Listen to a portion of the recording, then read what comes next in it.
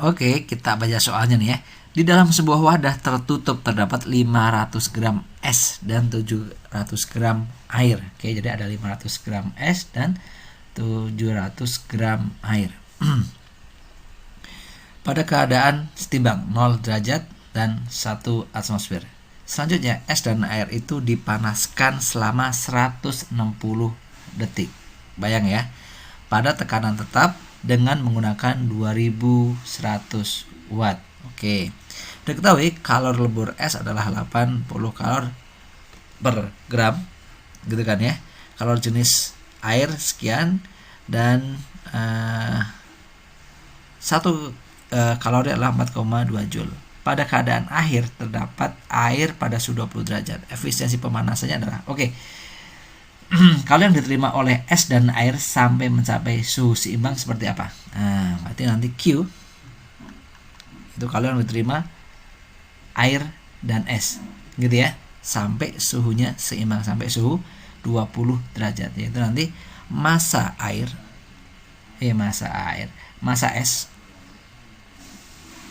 gitu kan ya, kali kalor leburnya es, gitu kan, ditambah dengan massa es ini sampai melebur, ini nanti naik suhunya sampai 20 derajatnya, yaitu massa es ditambah massa air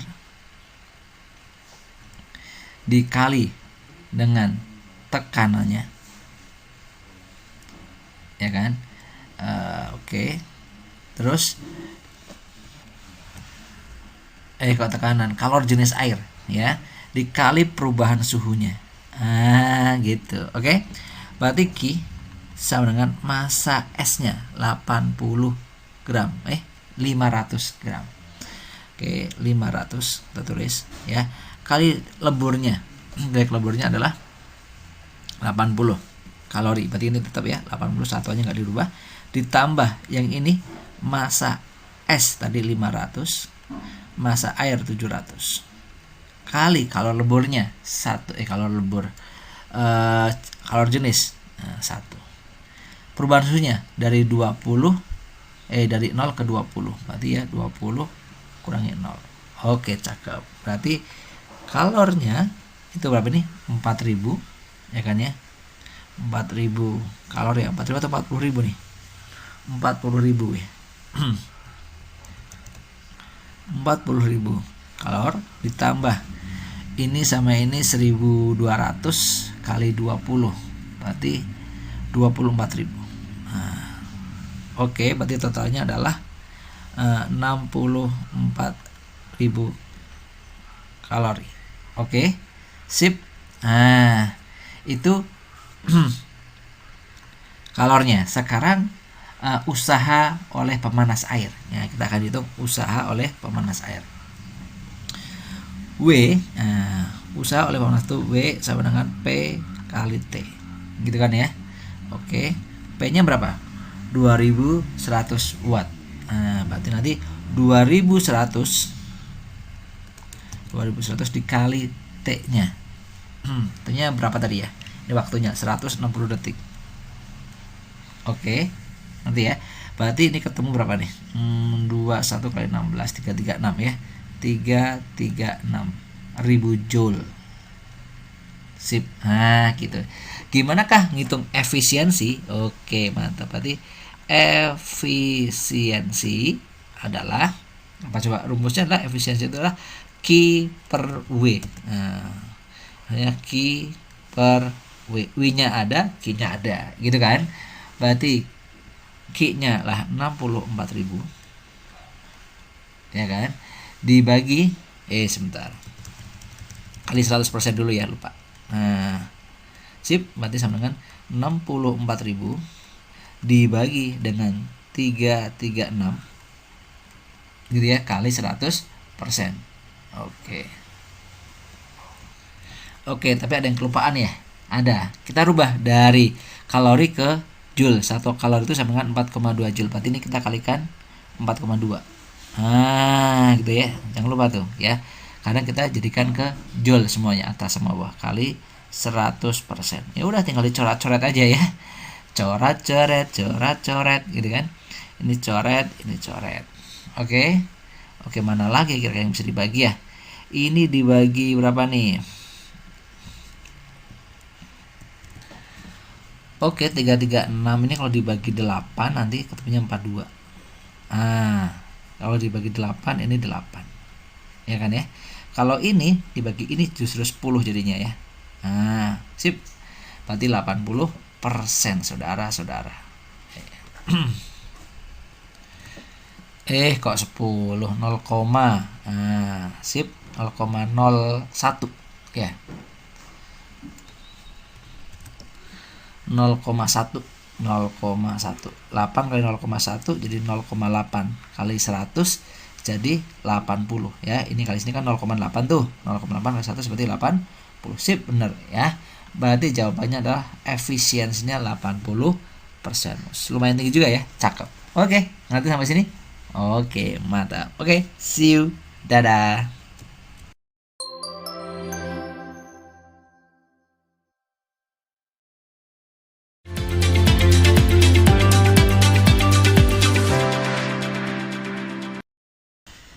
Oke, bro sis, suatu bejana kokoh yang diisi gas ideal dikocok berulang-ulang. Oke, lihat ini ada tulisannya. Ada bejana kokoh, berarti artinya volumenya tidak berubah. Ya, berarti kalau volume tidak berubah, dia kita bicara prosesnya dalam bentuk isohorik, ya. Oke, berarti dia bentuknya adalah isohorik. Dia volumenya tidak berubah atau dalam kondisi volumenya sama. Oke. Selanjutnya mana tadi? Manakah pernyataan benar tentang kondisi gas ideal berikut ini? Oke, sini ya. Oke, kita pakai apa nih? Lihat, perhatikan ya. Bejana kokoh berarti artinya bejana tersebut tidak mengalami penyusutan ataupun mengalami pengembangan volume. Ya, jadi volumenya tidak nyusut juga tidak berkembang. Paham ya? Oke. Nah, dengan kata lain peristiwa tersebut terjadi tetap di volume yang tetap. Pada peristiwa isohorik itu, usaha tidak dilakukan. Paham ya? Jadi dalam kondisi isohorik itu atau isohorik gitu ya, itu usahanya 0. Tidak ada perubahan volume, gitu ya. Coba kita cek ada yang salah nggak kira-kira? Coba yang D kalahnya. Gas melakukan usaha. Oh enggak, jadi dia dianggap tidak melakukan usaha. Usahanya 0. Sip. Ngerti ya sampai sini ya. Nah, di hukum termodinamika 1, hukum termodinamika 1, kita punya bahwa Q itu sama dengan W plus perubahan energi dalam, delta U.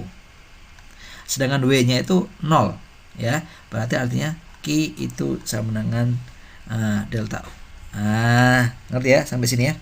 Artinya kalori yang diserap atau kalori yang dilepas seluruhnya untuk mengubah energi dalam. Jadi kalorinya seluruhnya untuk mengubah energi dalam. Berarti ada opsi yang salah nih, yang C. Energi dalam gas berkurang. Tuh, enggak ya. Seluruhnya diserap untuk energi dalam. Gitu. Kurang lebih gitulah ya. Oke, lanjut. Kalau wadah itu dikocok terus-menerus, ya kan, akan mengganti partikel gas. Itu sering bertumbukan dan kecepatan partikel gasnya bertambah, gitu ya. Sehingga energi kinetiknya itu adalah, kita rumusin gimana? 3/2 kali KT gitu kan ya. Sedangkan energi kinetik itu sama aja setengah mv kuadrat, ya enggak? mv kuadrat. Berarti ini 3/2 KT. Jadi kalau kalian perhatikan nanti ada perbandingan bahwa V kuadrat, kecepatan partikel kuadrat, V kuadrat itu sebanding dengan temperaturnya, dengan suhunya, dengan T-nya, ini bukan T kecil, maaf. Gitu ya, berarti sebanding dengan suhunya. Apa yang sebanding? Kelajuan kuadrat. Berarti yang E salah nih. Coba. Temperatur gas bertambah sebanding dengan penambahan kelajuan. Harusnya penambahan kelajuan kuadrat. Gitu ya. Dengan kelajuan kuadratnya. Berarti ini salah ya. Sip. Oke, mantap. Lanjut lagi, kita analisis lagi coba. Yuk. Apa nih kira-kira ya? Kita pakai apa lagi nih? Betul, kita pakai energi dalam. Nah, kita punya U, energi dalam itu dirumuskan adalah 3/2 N kali KT. Gitu kan ya? Atau delta U, kalau kita ngomongin delta U berarti ada perubahan juga di sebelah kanan. Apa yang berubah? Betul, yang berubah adalah temperaturnya. Gitu ya. Oke. Lanjut. Oke, sehingga apa? Ini sebanding nih, perubahan energi dalam berbanding dengan perubahan temperatur. Kita cek. Yang A, temperatur gas bertambah meskipun energi dalam tetap enggak ya. Temperatur akan bertambah kalau energi dalamnya juga bertambah. Berarti yang A salah. Opsinya tinggal apa? B, gitu ya. Apa nih? Temperatur gas bertambah tanpa gas melakukan usaha. Ya kan ya? Ya iya benar ya. Kan kenapa nggak ada usaha? Karena dia kokoh. Ya kan ya? Karena kokoh, nggak ada perubahan volume, dia dianggap tidak melakukan usaha. Gitu kan? Tetapi temperatur gasnya bertambah. Kenapa? Karena saat dikocok partikelnya kan bergerak, semakin sering bergerak ya. Makanya dengan terjadi pergerakan itu akan terjadi banyak tumbukan. Tumbukan itu menyebabkan suhunya naik. Paham ya? Jadi temperatur gasnya benar bertambah tanpa melakukan usaha. Cakep. Ini dia yang betul. Sip. See you. Dadah.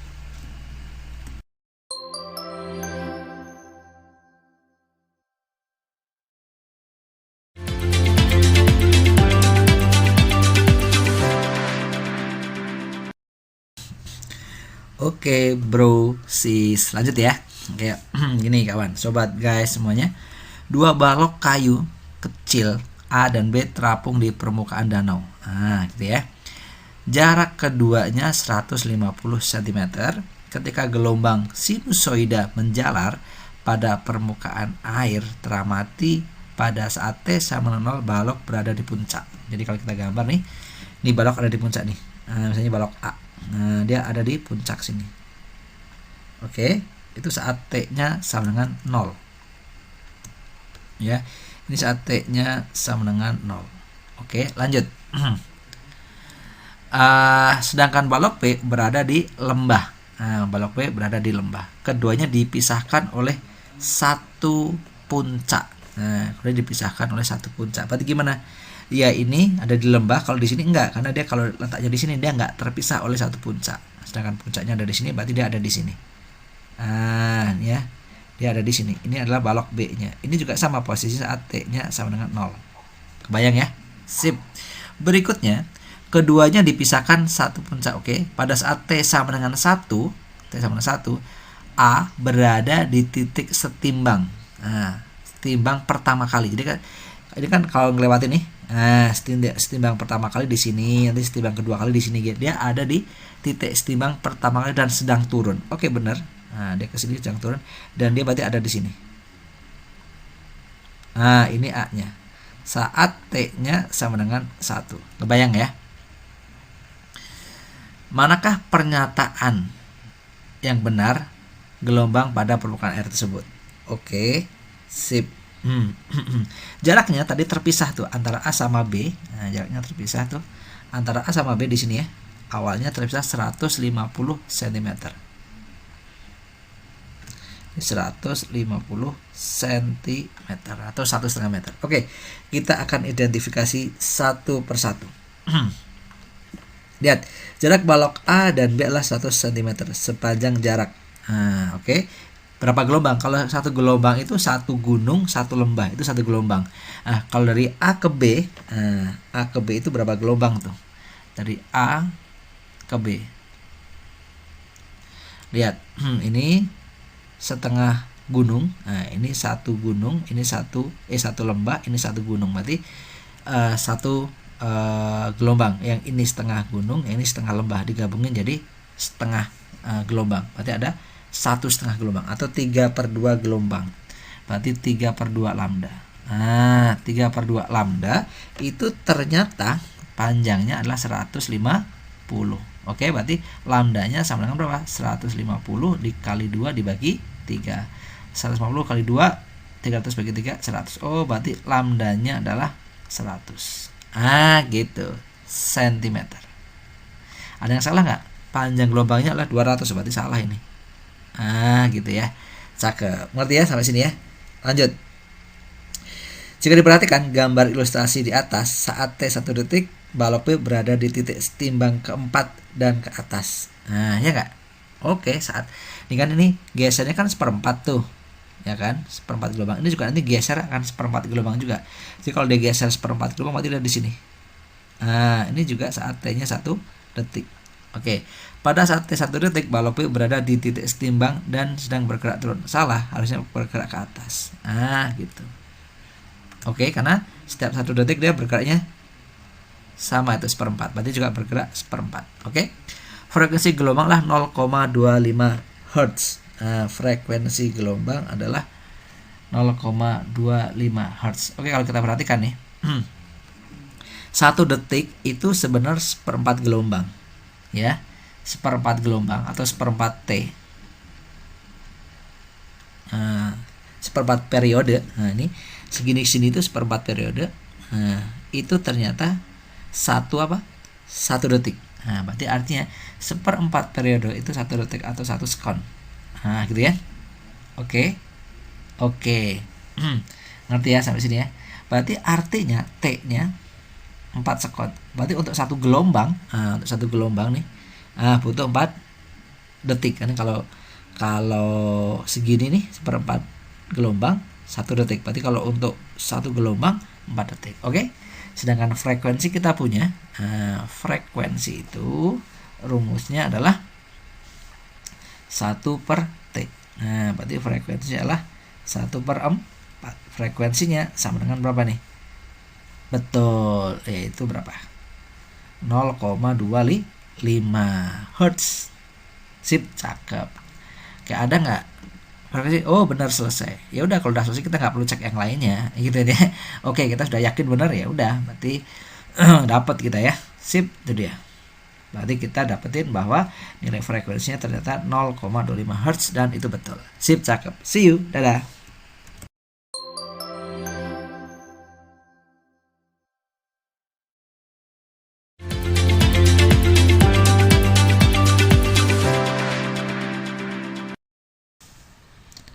Oke, brosis, guys, ya. Lihat ini, 2 buah lampu identik, ya, dihubungkan dengan sebuah baterai seperti pada gambar seperti ini, gitu ya. Jika sepotong kawat tembaga digunakan untuk menghubungkan titik A ke B, jadi dihubungkan nih dari A ke B, pada rangkaian tersebut yang akan terjadi adalah oke.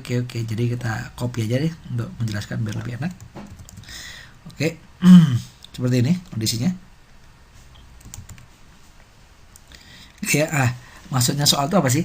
Jadi A ke B itu dikasih titik, dikasih kawat tembaga, ngubungin nih ke sini.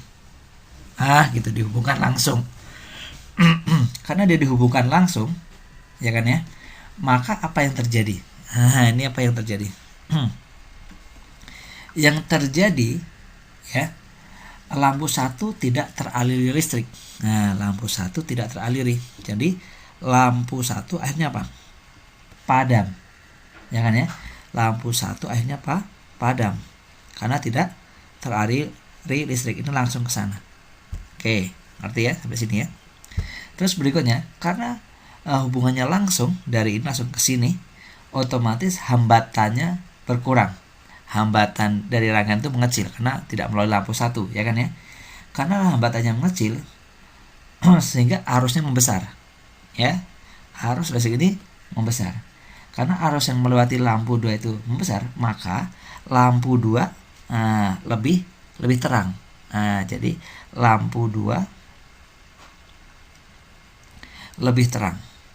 Itulah yang terjadi, gitu ya. Sip. Lampu 1-nya padam, lampu 2-nya lebih terang. Ada nggak? Lampu 1-nya tidak menyala atau padam, lampu 2 meredup? Bukan. Cek, kedua lampu menyala lebih terang? Enggak ya. Kedua lampu tidak menyala, enggak. Lampu 1 tidak menyala atau padam, lampu 2 menyala lebih terang. Cakep, ini dia. Oke, sip. Nah, itu analisisnya ya. Oke, gampang kan? Insya Allah. See you, dadah.